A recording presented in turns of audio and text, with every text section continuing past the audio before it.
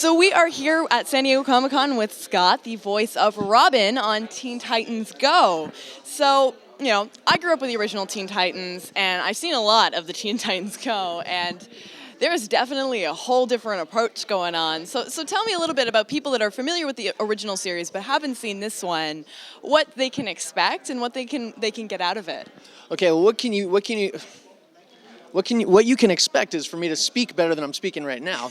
It is early in the morning. Yeah, that's why they have writers for us, folks. No, we actually do ad-lib on that show. The original series, it was a longer format. There were 22-minute episodes as opposed to 11-minute episodes. There were some very dark, serious episodes, which were some of my favorites.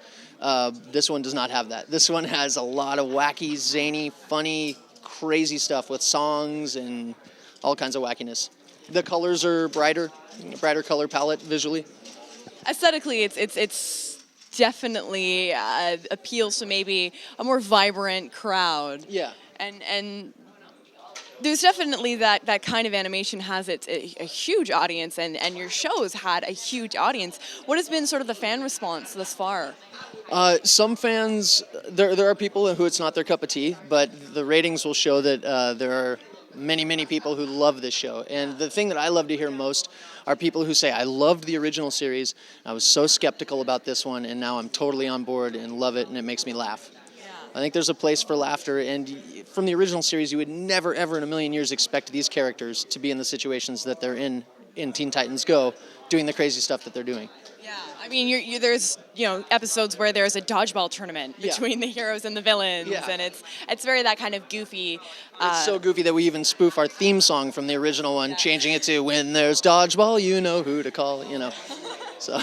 And it's definitely that place for it because, we see a lot of comic stuff nowadays gets pushed into the darker, pushed into more brooding, more serious, and to the point that it even gets balked in things like the Lego movie. And your show's bringing kind of a levity to that environment that seems to always be trying to go darker and more serious. Yeah.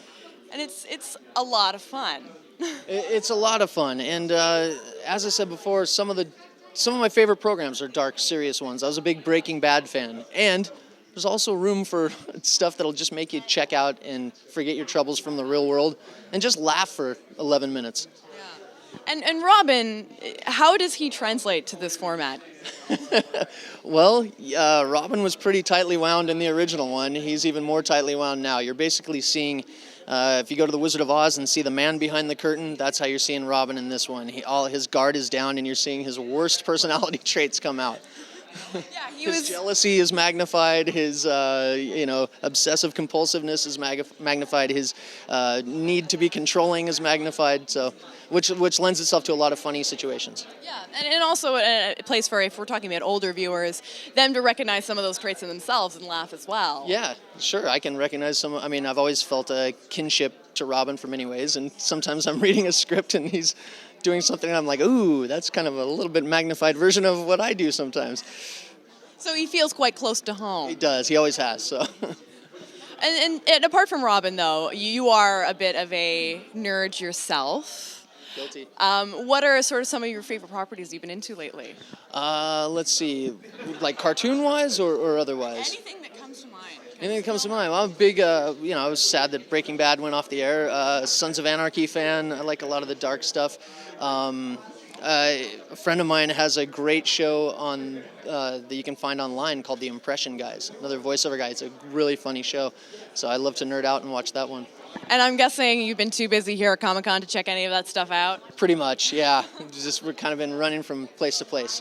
I got to walk the floor a little bit yesterday, which was cool. Oh, really? Yeah. See anything caught your eye, a little spending? Well, my friend Greg Sipes, who does Beast Boy on the show, sent out a tweet that said he was in the anti-gravity room at Comic-Con. Now, I'm a really hard guy to pull one over on. I'm not gullible at all. I'm pretty streetwise. I texted him back, dude, where's the anti-gravity room? And he never texted me back. So I thought, well, I guess he's busy.